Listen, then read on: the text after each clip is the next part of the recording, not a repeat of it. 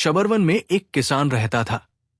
खेती करने के ख्याल से वो सारा जंगल घूम रहा था कि उसे एक जगह मकई और कंद पैदा करने लायक अच्छी जमीन नजर आई। पास में ही एक नदी बह रही थी। उससे सटे पहाड़ थे। उस जमीन की उत्तरी दिशा में एक जंगल था। दूसरे दिन किसान उस जमीन के झाड़ जंखाड़ों को काटने के ख्याल से कुदाल और कुल्हाड़ी लेकर पहुंचा।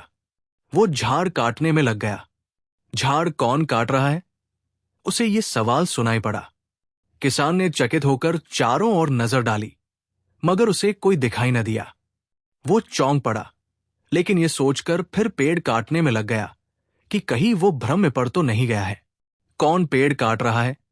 ये सवाल फिर सुनाई दिया। इस बार ये आवाज उसे दक्षिणी दिशा से सुनाई दी। मैं पास की घाटी में रहने वाला किसान हूं। खेती करने के लिए जमीन साफ कर रहा हूं। किसान ने बड़ी हिम्मत के साथ उन अज्ञात कंठों को जवाब दिया। अच्छी बात है, हम भी तुम्हारी मदद करेंगे, उन कंठों ने जवाब दिया। दूसरे ही क्षण उसने देखा कि पेड़ पौधे जड़ सहित उखड़कर नीचे गिरते जा रहे हैं। देखते देखते उसका सारा खेत एकदम साफ और समतल हो गया। किसान ने सोचा था कि सफाई का काम कई दिन लगेगा, लेकिन कुछ ही घड़ियों में समाप्त होते देख वो बहुत ही प्रसन्न हुआ। उसने जंगल की ओर देखते कृतज्ञतापूर्वक कहा, तुम लोगों का उपकार मैं कभी भूल नहीं सकता। ये शब्द कहकर वो अपना घर चला गया। किसान की पत्नी ने खाना परोसते हुए पूछा, खेत का काम ठीक से चल रहा है ना? ठीक से क्या? मैंने अपनी जिंदगी में ऐसा काम न देखा था, किसान ने जवाब दिया। खेत कहां पर बना रहे हो? किसान की पत्नी ने पूछा, पर उसने कोई जवाब न दिया। दूसरे दिन किसान ने खेत में जाकर घास फूस को जला डाला। कौन ये घास जला रहा है? फिर कई कंठ सुनाई दिए। मैं किसान हूं। सूखी घास और झाड़ जला रहा हूं, किसान ने जवाब दिया। अच्छी बात है, हम भी तुम्हारी मदद करेंगे। सभी कंठों ने एक साथ इस बार भी उत्तर दिया। दूसरे ही क्षण खेत में गिरे झाड़, घास सबके ढेर लगने लगे। सब ढेर एक साथ जल उठे।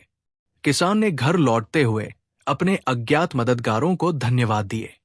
तीसरे दिन किसान खेत जाकर पेड़ों की लकड़ियां काटकर मेंढों पर सजाने लगा। कौन लकड़ी काट रहा है?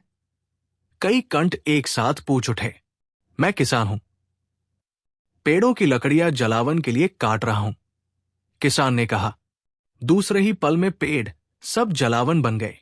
इस बार किसान कुदाल लेकर पेड़ों की जड़ खोदने लगा तो उसे लगा कि मानो सैकड़ों आदमी जड़ खोद रहे हैं।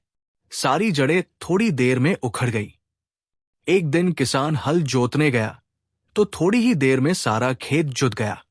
उसने आधे खेत में मकई और आधे में कंद बोना चाहा, मगर आश्चर्य की बात थी कि कोई वो काम भी पूरा कर चुका था। इसके बाद किसान रोज खेत में जाता, मकई के भुट्टों और कंद को देख खुशी से फूल जाता। जैसे उसने सोचा था वैसे वो खेत मकई और कंद के अनुकूल था। खेत एकदम हरा भरा और देखने में मनमोहक था। खेत में निराई करने की जरूरत न पड़ती, कोई वो काम भी पूरा कर देता था। किसान की पत्नी को लगा कि उसका पति खेत का काम नहीं कर रहा है। जंगल काटकर खेती करना कोई मामूली काम नहीं है। बीज बोने के बाद निराई करनी पड़ती है, लेकिन उसका पति कभी थककर घर न लौटा था। तुमने खेत कहाँ बनाया? मैं बार बार पूछती हूं तो तुम क्यों जवाब नहीं देते? किसान की पत्नी ने अपने पति से पूछा। कही है, तुम्हें क्या मतलब? किसान ने डांट बताई। उसका डर था कि देवता उस पर मेहरबानी करके मदद कर रहे हैं। अगर उसकी पत्नी खेत पर जाएगी तो ऐसा काम कर बैठेगी जिससे वे लोग शायद नाराज हो जाएं। एक दिन किसान ने खेत में जाकर देखा, मकई के भुट्टों के पकने और कंद के खाने लायक बनने में अभी 2-3 सप्ताह का समय है।